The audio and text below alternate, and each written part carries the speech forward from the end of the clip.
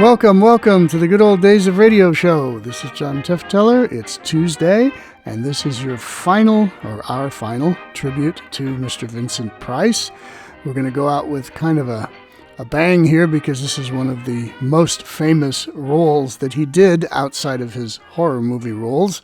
This is a very famous film and radio show called Champagne for Caesar from the Screen Guild Theater, October 5th, 1950, ABC Network. And on this show you will hear Ronald Colman, along with Vincent Price, Art Linkletter, amazingly, who did the House Party Show and Kids Say the Darndest Things and all those things in the 60s and early 70s, along with Joe Kearns and a few other famous actresses and actors from the good old days of radio. So, I don't know a whole lot about this. I know it's a very famous Vincent Price film, and I'm sure the radio version will be suffice. So here we go. October 5th, 1950, the Screen Guild Theater, Champagne for Caesar. Transcribed. Waiting for their entrance cue are stars Ronald Colman, Audrey Totter, Vincent Price, Barbara Britton, and Art Linkletter in Champagne for Caesar. A full hour of laughs on the Screen Guild Players. Stay tuned. In the field of entertainment, the castle of success is difficult to enter. First, you must cross the moat of ability and experience, then crash through the Golden Gate marked opportunity. That's where ABC's great Thursday night program, Ted Mack and the Original Amateur Hour, comes to the rescue. Each week, over 300 applicants are screened. For these, the Golden Gate of opportunity swings wide when Ted Mack and the Original Amateur Hour gives them a chance to be heard by all. There's entertainment tonight on Ted Mack and the Original Amateur Hour over your ABC station. Listen to Hollywood's greatest stars in Hollywood's greatest motion pictures on the air. The American Broadcasting Company brings you the Screen Guild Players.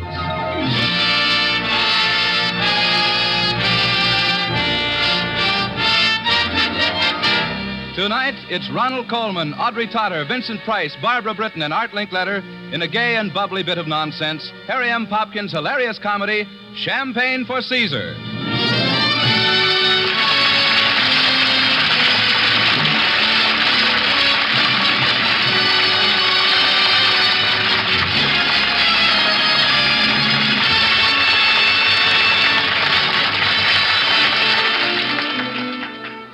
You know, show business has always liked to kid show business. Movies kidding radio, radio kidding movies, and both of them sometimes kidding television. Tonight, we've got a combination of all three, and believe me, they add up to a lot of fun. Just for laughs, the Screen Guild Players bring you another radio premiere, Champagne for Caesar, starring Ronald Colman, Barbara Britton, Art Linkletter, Audrey Totter, and Vincent Price.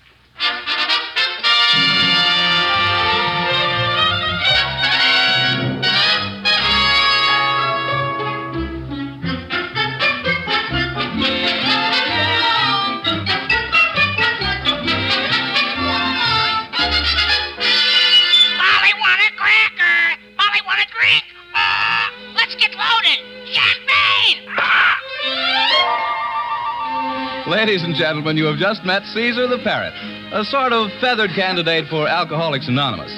Yes, Caesar really loves his champagne, but he isn't getting much of it these days. You see, he's living with Beauregard Bottomly, who found him leaning against a lamppost one night. And Beauregard is a man of the mind, saturated with knowledge, a very brilliant man, very unemployed. He can afford only such simple pleasures as an evening walk with his sister Gwen. And that's precisely where we find them now, walking along a neighborhood street, until a crowd on the sidewalk blocks their way. So many people, Beauregard. I wonder what's happening. Nothing's happening, Gwen. It's the herd instinct, typical of all primitive mentalities.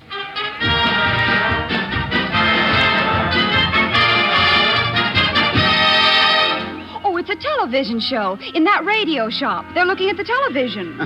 I revise my previous estimate. This indicates no mentality at all. Hi, hi! Hi, hi! Ho, ho! Ho, ho! What time is it? Happy Hogan time! Happy Hogan time and Masquerade for Money. That #1 coast-to-coast quest for dough, now televised locally. And brought to you by Milady, the soap that sanctifies. Nauseating. Nauseating my eye. That Happy Hogan's a dreamboat. And here he is now, that joyful, jolly, jestful, jiving joker, That mad, merry, mirthy mincer of magpies. Whatever that means. That querulous, quizzical quintessence of query, Happy Hogan himself.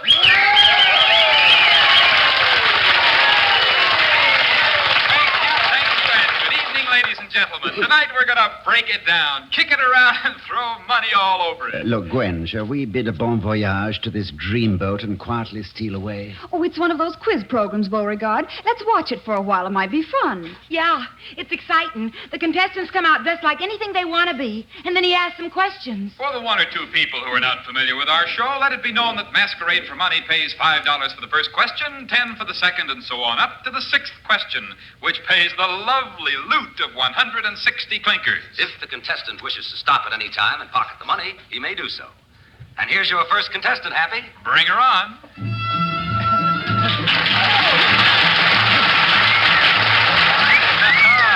Hello. Hello.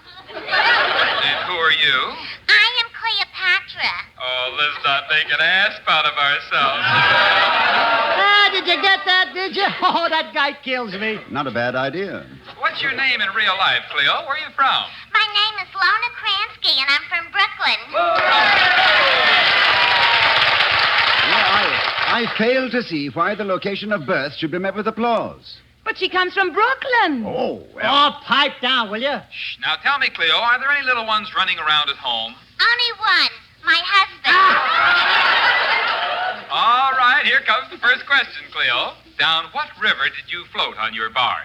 Gee, that's a tough one. The Nile. That's correct. Absolutely correct. You are now the possessor of 5 drachmas. Drachma, that's a $1 bill with a picture of a mummy on it. Nothing. Well, all right, the second question. Mark my words, this will be a tough one. What Roman general was that way about you, Cleo? Christopher Columbus. Could it be Mark Antony? It not only could be, but it is. And incidentally, it was not very nice of you, Cleo, because at the time Mark Antony was engaged to a Roman girl by the name of Vanilla Flavia. Oh, that's very funny.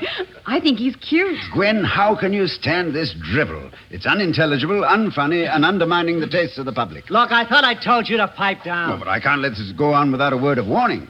This man is the forerunner of intellectual destruction in America. If the knowledge that 2 and 2 make 4 is greeted with deafening applause and prizes, then 2 and 2 making 4 will become the top level of learning. Say, you think you know a lot, don't you? I not only know a lot, my dear fellow, I know everything. Good night.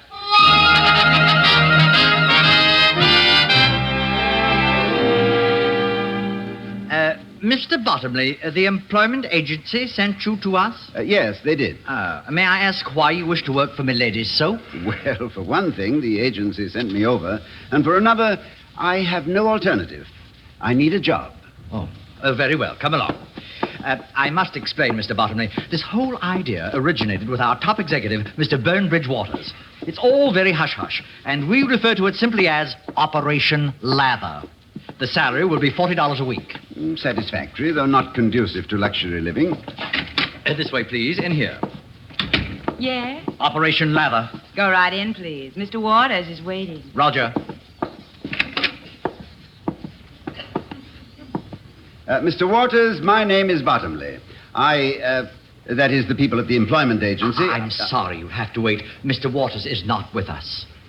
Well, but isn't that Mr. Waters at the desk? Oh, yes, but he's concentrating. He's on a higher plane. We must wait till he returns. Well, am I to understand he can't see us or hear us? That's correct, but it won't take long. He'll be back. Ah, there. His eyes moved. He's coming back now. Mr. Waters? Sit down. My time is extremely valuable. Mr. Waters, this is Mr. Bottomly. He hopes to join Milady's family. Here is his application, sir. Ph.D., physicist extraordinary, master's degree at the age of 13, author of Neutrons and Croutons. Mr. Bottomly, all this means one thing to me. You are a dreamer and I am a doer. Do we have that straight? Quite. I have an idea, and I want to know what the average man thinks about it. When we find out what he thinks, we'll change his thinking. Change his thinking. Magnificent. What I'm about to tell you is very top secret. It ranks with the discovery of electricity and the invention of the wheel. Yes? I am thinking of putting on the market an all-purpose cake of soap that will also be used to clean teeth. I see. A sort of a foam-at-the-mouth approach. Mr. Bottomly, you would have started tomorrow.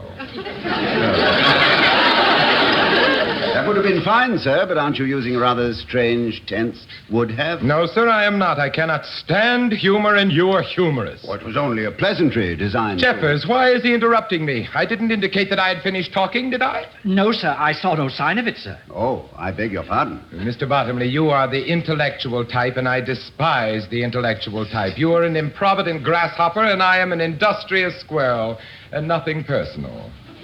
Well, just a moment. What I have to say is quite personal. If you are a squirrel, you're a very nutty one. You're also an unmitigated pompous ass, and furthermore... It's no use, Mr. Bottomly. He is no longer on this plane. He cannot hear you. Oh, he can't, eh? Well, then he is, if I may say so, and I would like to see someone stop me, an expensive moron. Shall we steal away now? Do I genuflect upon leaving or just face Mecca?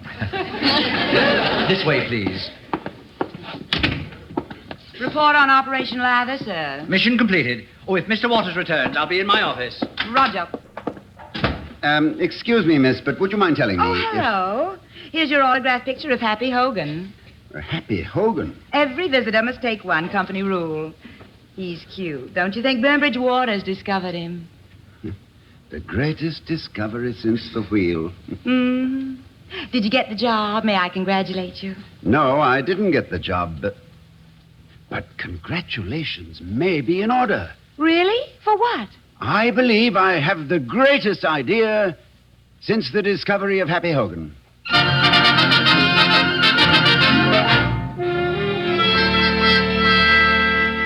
All right, here we go with our masquerade for money, and here's our first contestant. Good evening.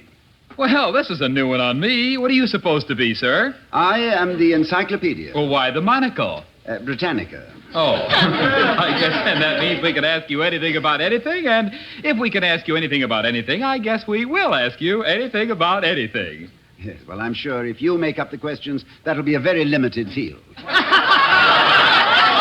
Mother told me there'd be nights like this. You know, after all, I'm supposed to make the jokes around here. Well, why don't you? May I ask your name? You may. Well, then, what is your name? Beauregard Bottomly. Would you mind repeating that? I would mind, very much. Oh, very well. Beauregard Bottomly it is. And here we go for the first question. What is the name of the first animal described in the Encyclopedia Britannica? That is the aardvark, spelled A-R-D-V-A-R-K. The aardvark is an anteater. That is absolutely correct, and you are the proud possessor of $5. By the way, you say the aardvark is an anteater. Is he also an uncle eater?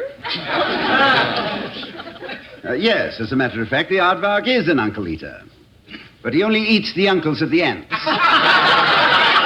right. Here's your second question. And from here in, Mr. Bottomly, I suggest we confine ourselves to just questions and answers, since we have a limited time on the air.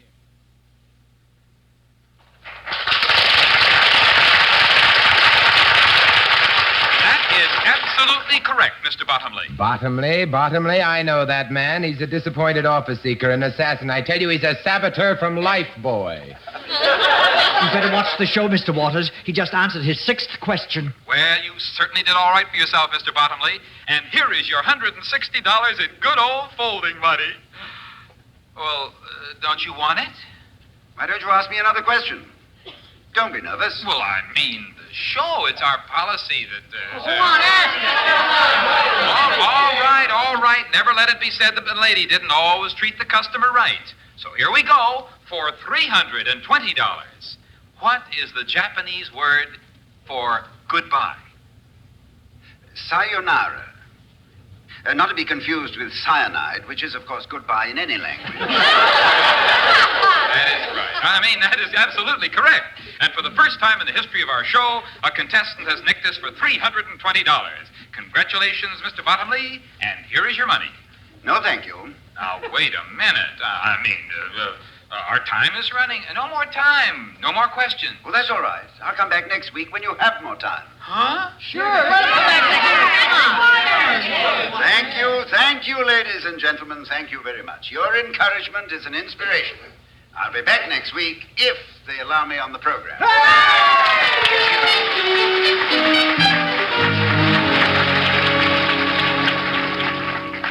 Now, look, Mr. Waters, about this Bottomly. Perhaps you'd better wait, Mr. Hogan.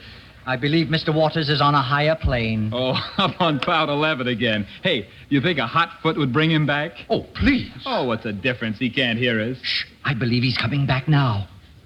It's the greatest idea since the walking man. I'm glad I thought of it. Mr. Waters. This Bottomly now. We'll stretch him out for 5 or 6 weeks by asking him only one question a week. We'll pull out all stops on publicity, build up our audience and our Hooper rating, generate a terrific sales campaign, and then knock him off. If you ask me, I think we ought to pay him off right now. No one asked you, Mr. Hogan. You are paid to entertain, not to think. Pardon me, but I'll hate myself for this in the morning. Mr. Waters, I want to make a point. This is a dangerous precedent you're setting. It weakens the size of our top price, $160. And not only that, but... Mr. Waters? It's no use, Mr. Hogan. He's gone again.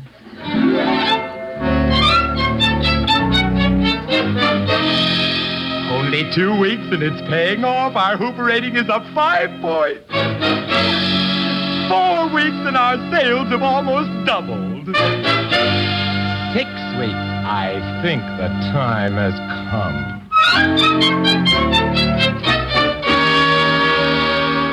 Beauregard, I don't understand you at all. There you are, sitting calmly and reading a book. And tonight you're answering a question for $40,000 or nothing. Please take it if you win tonight. Please take it, Beauregard. I will not. But don't you realize what we can do with $40,000? Well, we can do twice as much with $80,000, 4 times as much with $160,000, 8 times as much with $320,000. I give up. I just give up. 6.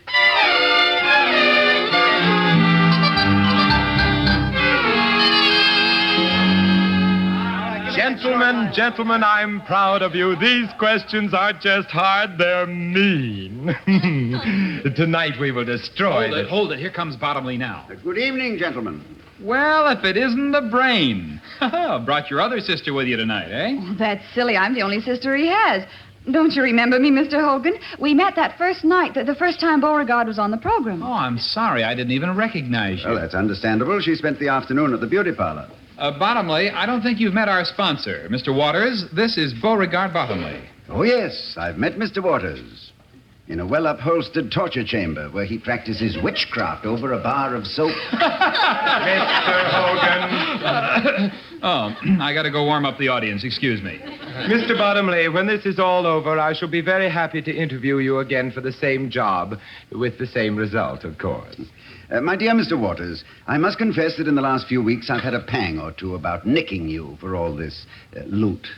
Now I must thank you for appearing on the scene. Your presence gives me the ruthlessness to go on. Mr. Bottomly, it is I who should thank you. Through you, we have A, increased our Hooper rating, B, received a lot of publicity, and C, more than doubled our sales. D, I couldn't hear better news. E, I hope the sales will increase even more. And F, it would frighten you if you knew why I felt this way. Now, excuse me, please. I believe I'm on.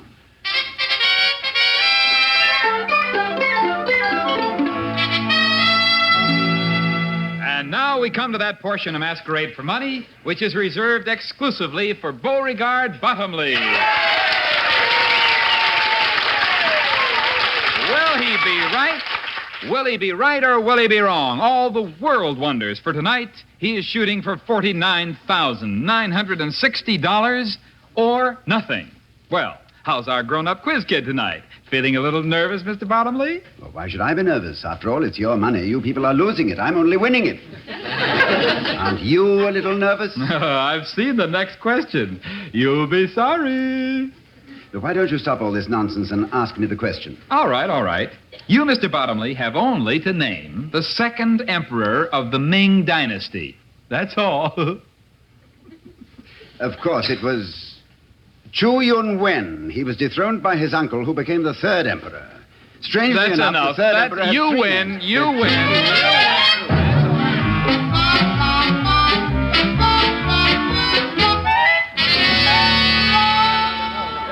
My dear, you have your pencil and notebook. You are prepared to take down everything I say. Oh, yes, Mr. Waters. Well, then let us proceed. Gentlemen, there's no denying the fact we have a Frankenstein on our hands. A very well-informed Frankenstein. He must be stopped. That is absolutely correct, B.W. Now, the question Don't is... use that word question. Gentlemen, our course is clear. We have had our $40,000 worth of value from this man. I will pay him off, and that will be the end of it. That's what you think. Mark my words and bruise my body. Beauregard Bottomly will be back next week shooting for $80,000. $80,000 and $160,000 the next week, and then, oh, you jughead! Thank you, and good evening, Burnbridge Waters. See you around, kid. Sit down! Hogan, you're in this right up to your options. You hadn't let him continue on the show. I let him continue. You were so crazy about it, you had 3 trances and a vision and came out of it shrieking with happy laughter. I reversed my decision. Well, I had no decision to reverse. You think I enjoy being Joe Schmo from Kokomo every week, having this joker top me with his insults? I don't like it any more than you do. What do you expect me to do? Go out and shoot him? No, we mustn't start thinking like that. Gentlemen, there is only one way. We must bore from within. Now, what do we know about Beauregard Bottomly? Where is he vulnerable? Nowhere.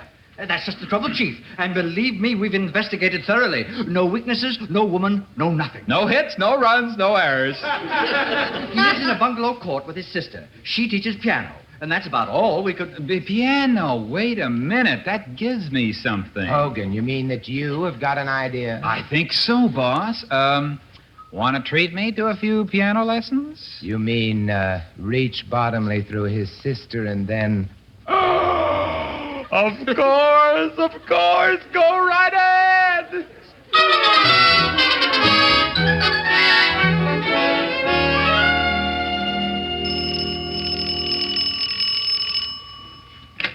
Yes? Mr. Hogan. I'm working my way through grammar school, ma'am, and I wonder if you'd buy my book. It's called How to Be Happy, Though Hogan. May I come in? Oh, I'm sorry, Mr. Hogan. My brother isn't here. Best news I've had today. I came to see you. Me? Oh, may I ask why? I understand you teach piano. I've always wanted to learn how to play. Caesar. Does he play too? Then there's hope for me. Now, how do we go about this thing? Well, in the beginning, 2 lessons a week are usually sufficient. Not for me. I want 2 a day. I want to make rapid advances, and I want to start right now. Mr. Hogan, there's such a thing as going too fast, even for you. Oh, I'll slow down going around the octaves. Shall we begin?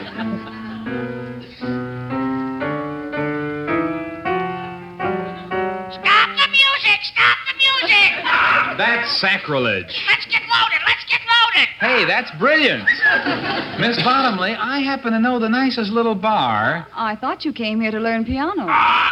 Miss Bottomly, I'll tell you how it is. I've had you on my mind since the minute we met. Would you believe me if I told you I'm crazy about you? I certainly would not. Then I won't tell you. I'd rather show you. Mr. Hogan, please, you mustn't, you can't. Mr. Hogan. How about that little bar I mentioned? Oh, well, no, but I do think I need a little air. Oh, fine, we'll go for a ride. I have my car just outside. And... First, perhaps we'd better talk. Mr. Hogan, let's be frank with each other. I know you're playing up to me in order to get information about my brother. In other words, I'm a heel, huh? Not in other words. Same words. But you're going for a drive. You'll let me kiss you? Because I like you very much. You like me even though you think I'm a heel? Yes. Isn't it awful? It sure is, but I love it. Look, why don't we change our plans a bit? What do you suggest? Well, with talking, I can get anywhere. Let's have some more kissing, and then we can talk.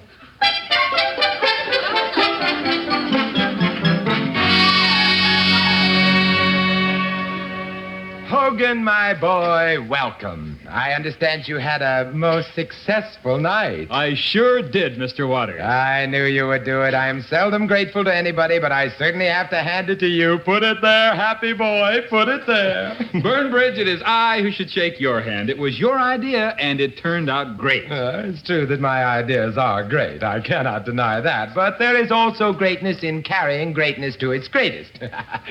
What's the score, happy boy? Well, in the first place, Beauregard Bottomly has no weakness. His personal behavior is above reproach. There are no vices. There's no woman. You know why? He wants a woman who's both brilliant and beautiful. What are you telling me, boy? Why did I congratulate you? Why did you let me shake your hand? Did he agree to stop? Well, his sister wants him to stop. Great. The old Hogan touch. You convinced him. I didn't have to. She's felt this way all along. However, she doesn't have the slightest influence on her brother. Then you've messed up my great idea, you knuckle knob. What are you so happy about? I fell in love with Gwen Bottomly. In love? How dare you fall in love on my time? This is dishonest, treacherous, and un-American. Get out of here. Wouldn't you like to know what Beauregard's up to? Don't get out of here. Stay here and sit down. Thanks. Oh, miss. Yes? Stand by with pills. I didn't say I needed my pill. Not now, you don't. You will in a minute. You know what Beauregard Bottomly's after?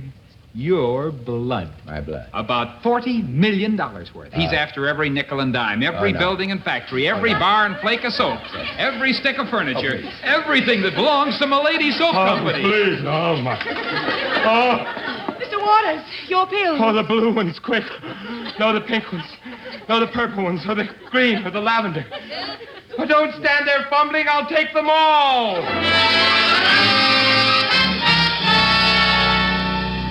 The frequency of a bat's shriek is somewhere around 20,000 cycles a second. That is absolutely correct.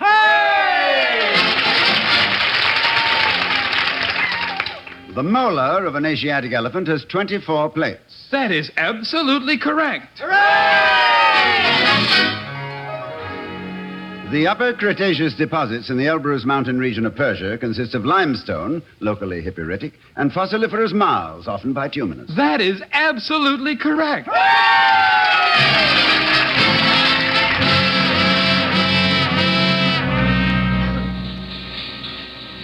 When they told me he was in the plant, Mr. Waters, I didn't dare have him thrown out. You were quite right, my dear. There he is, over by that soap vat. Yes, leave this to me. I'll handle it.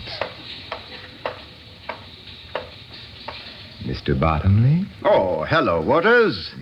Just looking through the plant, you know, against the time when I shall take over. Mr. Bottomly, I have the greatest idea since the invention of fire. I will clean the world physically, and you will bathe it mentally. It's as if Caesar had joined forces with Alexander the Great. Yes, they were 300 years apart. Never mind. I am prepared to offer you... You are prepared to offer me nothing. Frankly, Burnbridge, you are living on borrowed soap flakes. You know something, Beauregard? I like you. Naturally. I like you because you're an honest man, and because I like you, I must warn you. You're headed for trouble, Beauregard. You're about to link arms with misery. But aren't you going to ask me why? No. Then I will tell you why. Beauregard, it's monstrous to have money. It's withering to be wealthy. It's disastrous to be loaded. Disastrous? Yes. Do you know what I have to show for my life's work? Tell me. Pills. Green pills, blue pills to be taken after yellow pills, purple pills to be taken before orange pills. Nerves and ulcers, nerves that dangle, ulcers that shriek. And money doesn't buy a new stomach. Right. It cannot make you sleep at night. Right. Oh, you were so brilliant. Taxes, stocks, bonds. Payrolls, upkeep, bills. Beauregard, don't let it happen to you. I don't want to see it happen to you. How can I ever thank you, Burnbridge? Don't thank me, Beauregard. Just stay as you are. Walk out of here into the sunshine of a carefree world, wise in the knowledge that I have bestowed upon you. For it is my sincere conviction that the only way to be happy is to be poor. My dear Burnbridge, I see your point. I am about to make you the happiest man in the world. Get out of here, you thief. Get out this minute. Yes, and when I take over 2 weeks from now, let's do it quietly, shall we? No reception, please, and clean up the plant, won't you? Good day. I tried to be nice to you, but you wouldn't have it. Well, I'm warning you, Bottomly, this is war. This is war!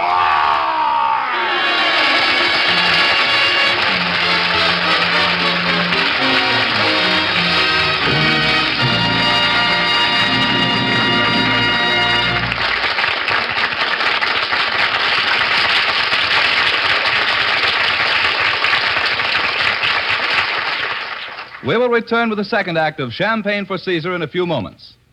When an object is completely in the dark, we can't see it at all. Place one light upon it, and it appears flat and distorted. Throw another beam upon it from a different angle, and it begins to assume its true three-dimensional shape. And that's the way it is with the day's news, too. The more viewpoints we can get, the more apt we are to reach the true picture. So for a fuller, three-dimensional understanding of the news, hear Robert Montgomery speaking on your ABC station tonight.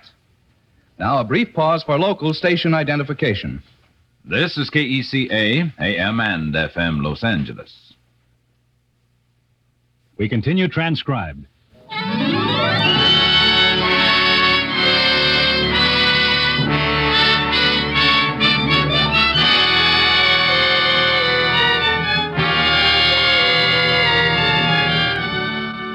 Now, the American Broadcasting Company presents the Screen Guild Players in Act Two of Harry M. Popkin's Laugh Riot, Champagne for Caesar, starring Ronald Colman, Vincent Price, Art Linkletter, Audrey Totter, and Barbara Britton.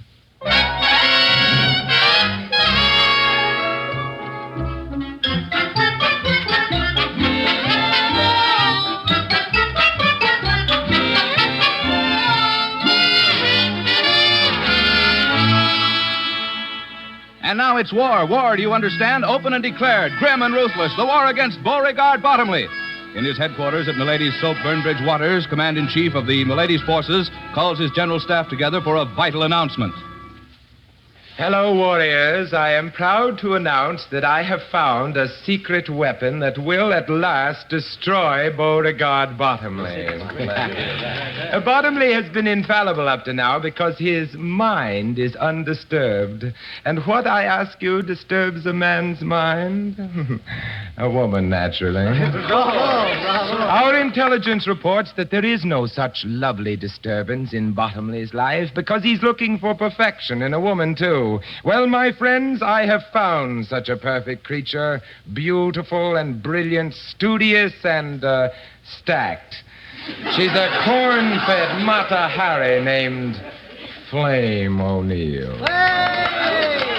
Excuse me, Chief, but how will she get to him? How will this flame get to burn him up? Happy, my boy. You'll help us there. You have a date with Bottomly's sister tonight? Well, yes, I'm taking her to a concert. Good. Now, that means that Bottomly will be alone. And according to our latest report, he has a bad cold. Well, then, gentlemen, here's our battle plan. He lies there alone, racked with pain, I hope. And in walks Florence Nightingale, alias Flame O'Neill. I tell you, it's the shrewdest strategy since Alexander took his cohorts out and led them to victory over his entire world.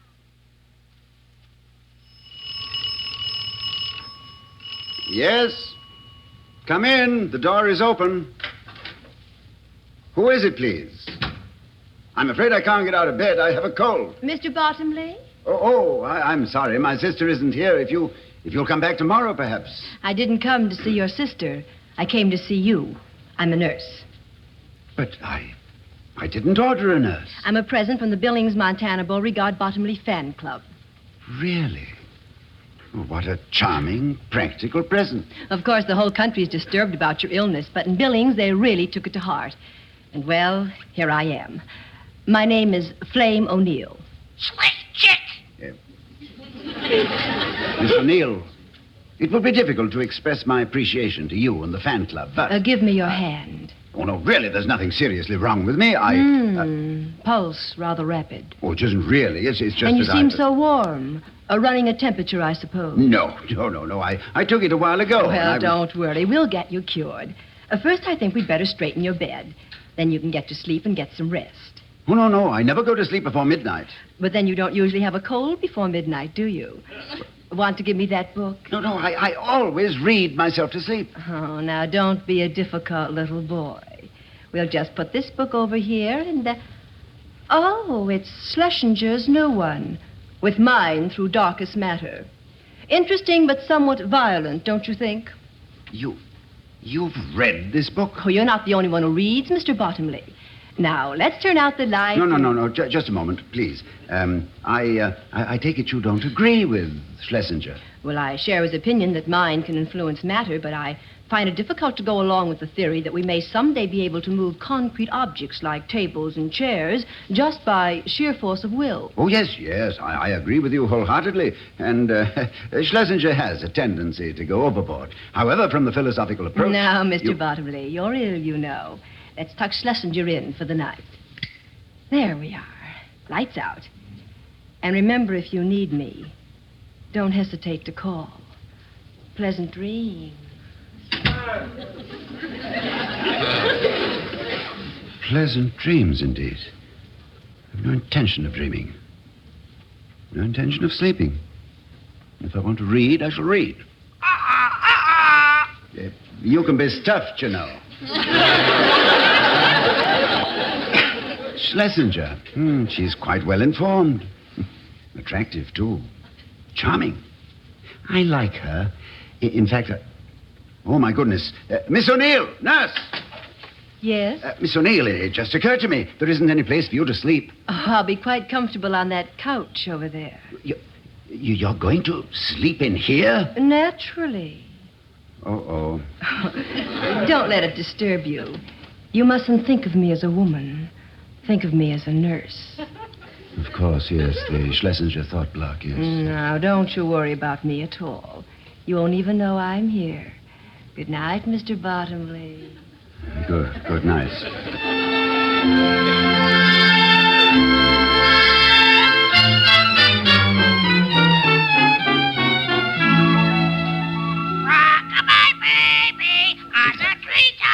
Caesar, be quiet. Be quiet. Miss O'Neill is asleep. No, I'm not. You're not asleep? I just told you I wasn't.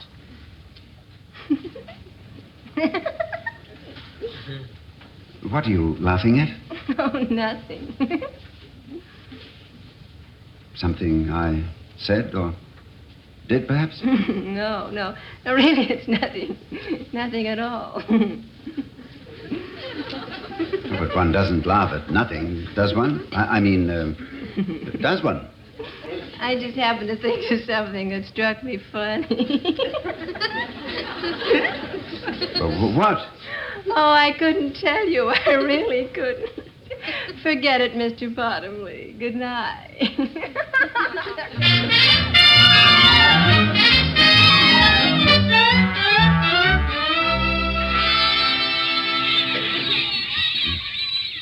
And contrary to the poetic concept, I think there is something as beautiful as a day in June. A day like today, for example. What do you think? Beauregard. Beauregard, you weren't even listening. I'm afraid I was thinking. Flame, may I ask you a question? 3 nights ago, when you entered my life on the wings of mercy, you laughed before you went to sleep. Why? Oh, I can't tell you that. And at least tell me one thing. Did it concern me? Yes. Beauregard, my conscience bothers me. Oh, why? Well, now that your health has been restored, I consider it unethical to stay employed any longer by the Billings, Montana Beauregard Bottomly Fan Club. Oh, but I still don't feel right, you know. When I turn abruptly, my back... I'm sorry, Beauregard. This is our last day. Last day? Well, yes, as patient and nurse, perhaps, but, can't we see each other when we're healthy? But of course. I rather hope we'd see each other from time to time. I would miss terribly the brilliance of your wonderful mind. Isn't there anything else you might miss? What I mean is, I admire your mind, too, but it doesn't stop there. What do you really mean, Beauregard? Well, Flame, I find myself quite inarticulate when it comes to this sort of thing, but... Yes? Would you have dinner with me at my place tomorrow night?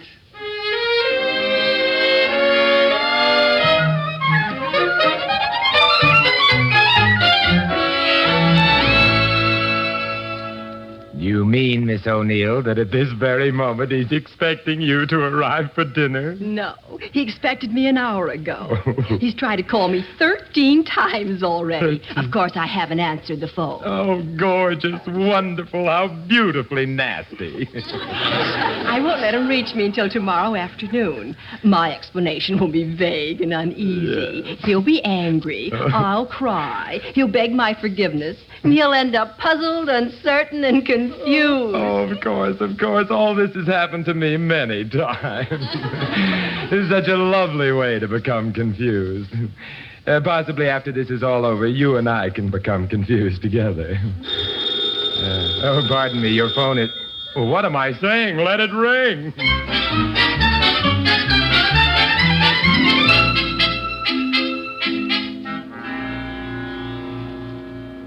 Operator, are you sure? Well, you're positive you rang the right number? Oh, I see. Thank you. No, not at all. But the least she could have done was telephone, or send me a wire, or get in touch with me somehow. Unless, of course, something's happened to her.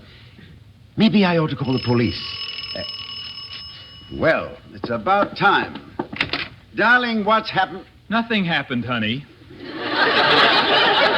Mr. Hogan. Beauregard, you're slipping. You just called me mister.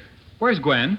My sister has gone to see a motion picture, and if I knew which one, I assure you I would not reveal it. That's all right. I'll wait. Hey, will you look at the banquet table? You wouldn't be expecting a dame, would you? Oh, too bad. She stood you up. Have you had your dinner? Yeah. Care for another? Yeah. Sit down.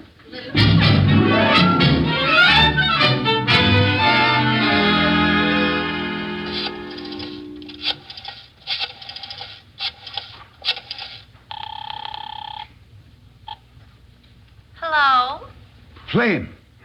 Flame, what happened? Beauregard, how nice of you to call. I was just thinking of you. Flame, where have you been? What happened to you? What happened to me? What do you mean? Beauregard, what are you talking about? May I remind you that we had a date for yesterday evening? We did not. We had a date for today. We had a date for yesterday. I remember distinctly. Well, even if I did make a mistake, that's no reason to raise your voice. Why didn't you call me? I was home all evening. I called you 53 times. Maybe I was in the shower. The 53 times I called were scattered from 8:10 to 12:15. Well, I hope you don't think I was in the shower for 4 hours. Well, of course not. But you just said so. I did not. Maybe you called the wrong number. That I consider an insult. Oh, no, please. Flamed. I didn't mean to hurt you, darling. Oh, I beg of you, I implore you, stop crying. Please. Maybe we better not see each other anymore. Our relationship was so beautiful, and now one little misunderstanding. Oh, would it be so easy for you not to see me anymore? It wouldn't be for me, I assure you. You know it wouldn't be for me either. Then, darling, let's not quarrel anymore. I'll see you this evening at the broadcast, won't I? Say you'll go with me. Well, if you'll promise not to be silly anymore. Of course. Oh, darling, you're sweet to forgive me. And please don't cry anymore. I'll pick you up a date. All right. Goodbye. Goodbye, my dear. Call up some dames. Let's have a party. You know, Caesar, she seemed very reasonable. But how could I have dialed the wrong number 53 times?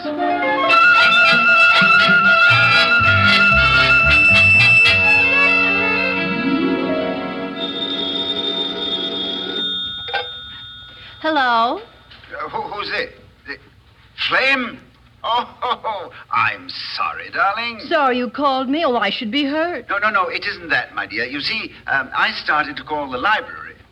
I was sure I dialed the proper number. And suddenly I find myself talking to...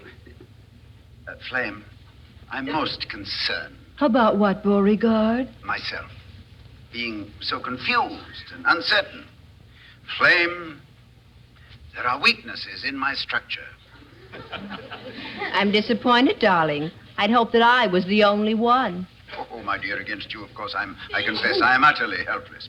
But no, once before Another woman? Quite to the contrary. It was Albert Einstein. Einstein? Yes. I couldn't master his theory of space-time continuum. It drove me to the brink of a breakdown. But of course you mastered it eventually. Not quite, my dear. Not quite.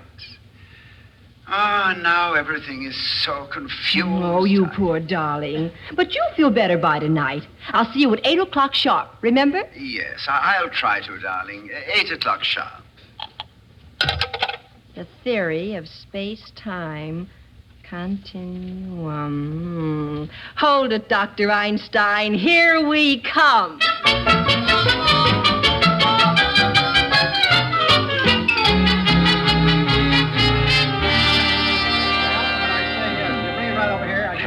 This is the night, happy boy. This is what I've been waiting for. Tonight, Mr. Beauregard Bottomly will be destroyed, thanks to Albert Einstein, of course. With a little assist from Flame O'Neill. Yes, she told me she has him so delightfully confused. She'll have him even more so before he goes on. I tell you, this is my night to howl. Hey, slow down. There's an audience out there. Oh, Happy? Oh, Gwen. Excuse me, boss. Hello, darling. Hiya, Beauregard. Oh, hello. Good evening. Isn't anyone going to introduce me? What? Oh, yes, of course. Flame, this is, Mr. Burnbridge Waters. Why, Beauregard, this isn't Mr. Waters. This is Happy Hogan. Oh, yes. Happy Hogan? How nice. So you're Flame, huh? Any relation to Mr. and Mrs. Blaze from Fire Island? Oh, that's cute. Beauregard, why don't you tell me all those nasty things about Mr. Hogan? I think he's terribly attractive. Flame, They used to call me Gorgeous Hogan when I was wrestling. If you'll excuse me. Hey, Gwen, wait a minute. Beauregard, isn't he beautiful? Miss O'Neill, this is disgraceful. What on earth are you... I can't help myself. It's stronger than me, do you hear me? It's stronger than me. I lied to you. I wasn't home. I had a date with you, but I broke it. I couldn't help myself. Hogan is just like Bill. Bill is like Steve. Steve is like Jim. I can't resist them. I'm spellbound. I'm like putty in their hands. Flame, what has happened? Beauregard, they're ready for you. Hurry, the show is on. What show? Oh, yes, of course. Excuse me, please. Beauregard.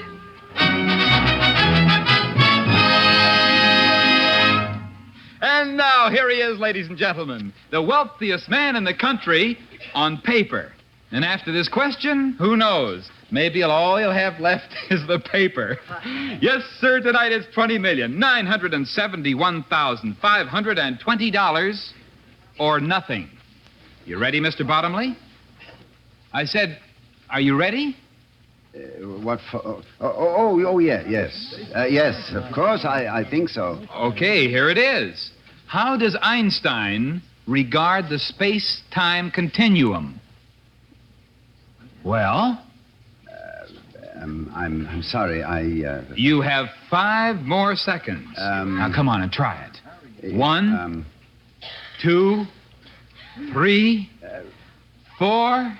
Dr. Einstein imagines the continuum to be cylindrical as regards its extension in time, but spherical as regards its extension in space, so that cross-sections at different instants always give a spherical universe of constant size and so of constant mass. Oh, hey, that's correct. That is absolutely correct.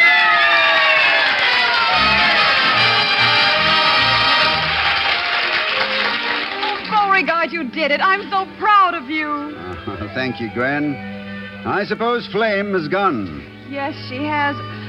I'm sorry, Beauregard. Oh, don't be sorry, my dear. I expected it.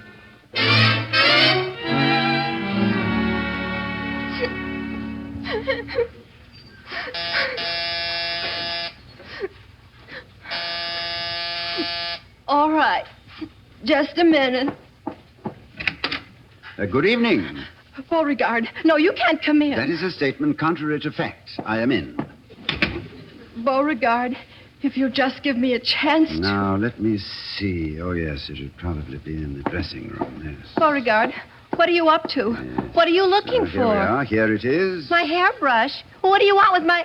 Beauregard, let go. No, you can't. You can't, you... Ouch! Ouch!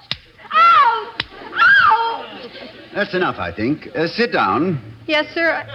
Ouch! Beauregard, may I stand instead? You may stand. I'll take it, my dear. Hello? Miss O'Neill? No, I'm sorry. She's having Bottomly trouble.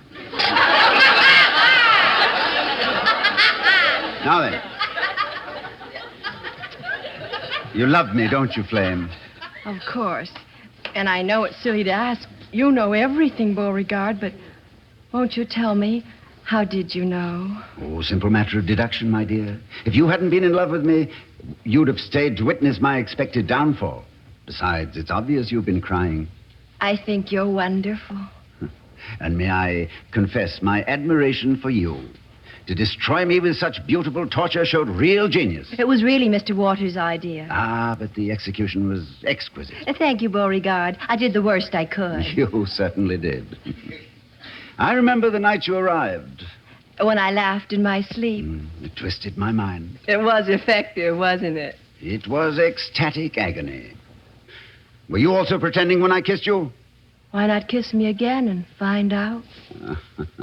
Oh, Flame, my darling. Sit down. Oh, Beauregard, ouch! Still hurts, hmm? Yes, but it's better you came and spanked me, darling, than never to have come at all. No, that never occurred to me, my dear. You're a wonderful guy, Beauregard. I'm so ashamed of myself. Oh, you should be, definitely. You know, to be frank, I should be a little ashamed, too. Why? Because I tricked you just as you tricked me. About Einstein? You mean you purposely let me know you were weak on Einstein? It just so happens, my dear, I spent an entire season with Einstein in a maze of logarithms. I love you. It's the most dishonest thing I ever heard of. I don't think I'll ever forgive you. Oh, ever, my dear? Ever. Well, anyway, till you kiss me again.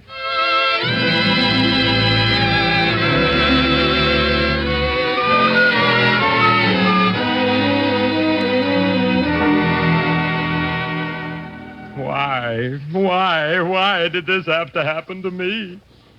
Mr. Waters, you mustn't let yourself go like that. Bottomly hasn't won it all yet. You still have another week to go. Another week of misery and despair. All right. I'll go down, but I'll go down in a blaze of glory. Next week's show will be our last. Very well, book the Hollywood Bowl. Thousands and thousands of people. Fanfare, pageantry, a modern twilight of the gods. And then, my dear, like Romeo and Juliet, you and I will die together. You're nuts.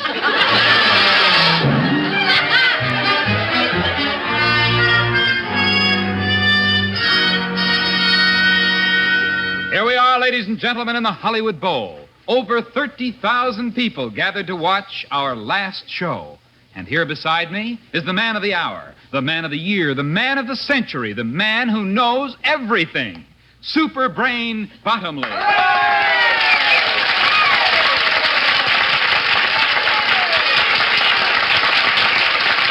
Beauregard, in a moment I will ask you a question, and that answer will determine whether you are worth $40 million or nothing. However, you still have the right to take a lousy $20 million and go home. No, thank you. Are you ready? Quite ready. All right. May I have your wallet, please? My wallet? Oh, certainly. Here we are. Thank you. Now, let me see. It ought to be right here in... yes, here it is. Now, then, here is the question. Beauregard Bottomly, what is your Social Security number? Of course. Nothing could be simpler. My social security number is 452-what? No, wait a minute. Is it 452-524? No. It's 245 dash. Then comes 17. Yes, that's it. 245-17-6012. Would you mind repeating the number, please? 245-17-6012. Thank you. That is absolutely wrong.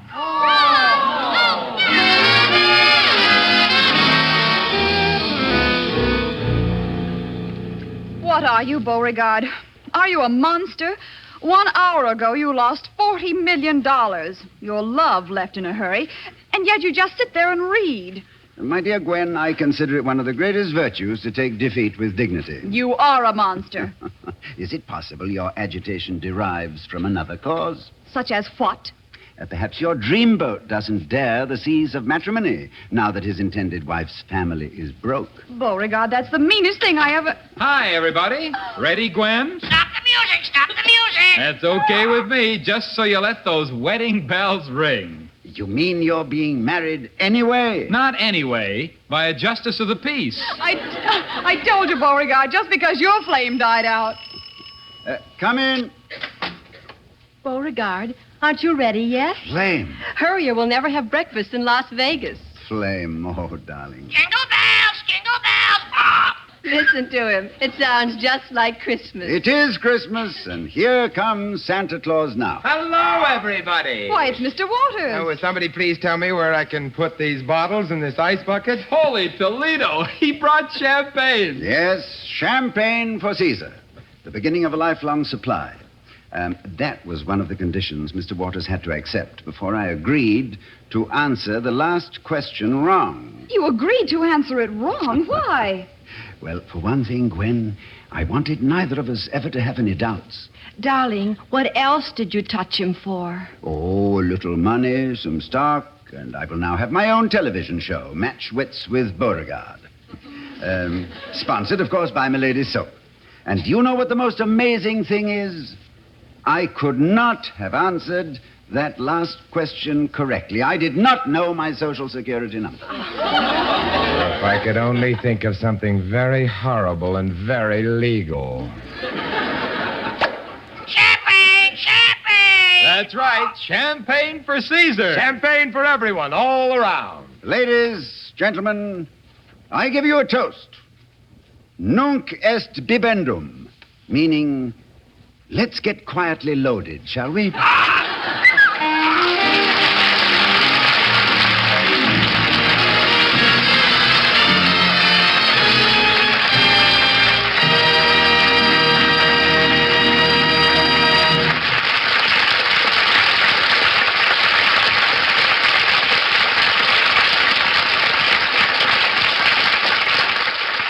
You've been listening to Ronald Colman, Barbara Britton, Art Linkletter, Vincent Price, and Audrey Totter in a riotous radio premiere of their great hit picture, Champagne for Caesar. And apparently their champagne party didn't last very long, because here are all of them back at the microphone again. Come on up here. Ladies and gentlemen, I want to thank you all for all of us, and say again that it's a privilege to appear with the Screen Guild players, because the greatest cause in our industry, the Motion Picture Relief Fund and its country house and hospital, is supported largely by this radio show. Ronnie, that's a very nice sentiment. But whom does your radio show support? Me. Ronnie, tell me something, will you? Yes, of course, Audrey. You got so used to drinking champagne in the picture. Do you also drink champagne in the halls of Ivy? My dear, have you forgotten? We have a sponsor. My turn now, Ronnie. Yes, Barbara. Well, you're supposed to know everything. What's the Screen Guild Players show for next week? Strange, it is a very odd coincidence, but that's the one thing I don't know anything about. Well, shucks, Ronnie, even I know that. Oh, now, do tell us about it, Vince. Well, next week's play is a very exciting and realistic study. The story of a gambler who risks his whole life on one roll of the dice. Believe me, it's a story you'll never forget.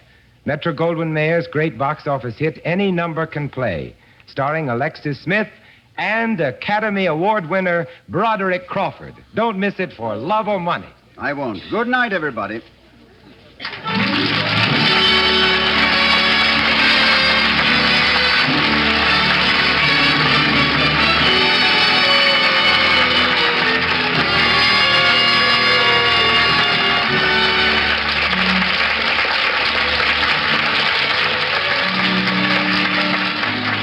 Tonight's Screen Guild Players presentation was under the direction of Bill Lawrence.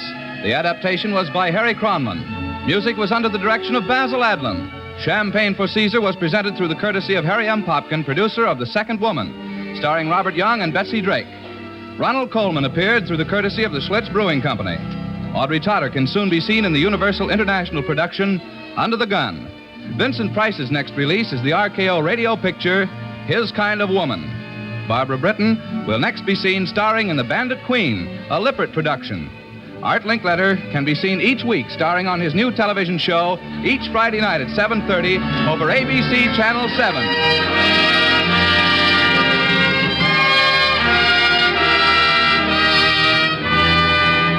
And don't forget, next week, the exciting and dramatic story of a man who gambles his life to save his son. Yes, it's Metro-Goldwyn-Mayer's great box office hit, Any Number Can Play, starring Broderick Crawford and Alexis Smith. Don't miss it. This is Ronald Colman inviting you to stay tuned for the original Amateur Hour with Ted Mack, the man who gives so many youngsters their start to stardom. It will follow immediately over many of these same stations. Transcribed, this is ABC, the American Broadcasting Company. KECA, AM and FM, Los Angeles. Okay. The show following this was Ted Mack's Amateur Hour. I had no idea that was still on the air in 1950. Ted Mack's Amateur Hour started in the early 30s, and I would have thought it would have been off the air by this time, but guess not. All right. Vincent Price, along with Ronald Colman, Art Linkletter, Joe Kearns, Screen Guild Theater, October 5th, 1950, Champagne for Caesar. Caesar was the parrot, I guess. I had forgotten that. Okay. All right. That wraps up our tribute to Vincent Price. You got to see him or hear him in all different kinds of roles, creepy roles, comedy roles, semi-comedy roles, singing, whatever. So for those of you who like Vincent Price, this should have been a treat for you for the last multiple weeks. We will be back next week with more. Not sure what yet, but tune in or download, as they say these days. Download next week. In the meantime, this is John Tefteller in the Good Old Days of Radio Show saying thanks for listening and goodbye.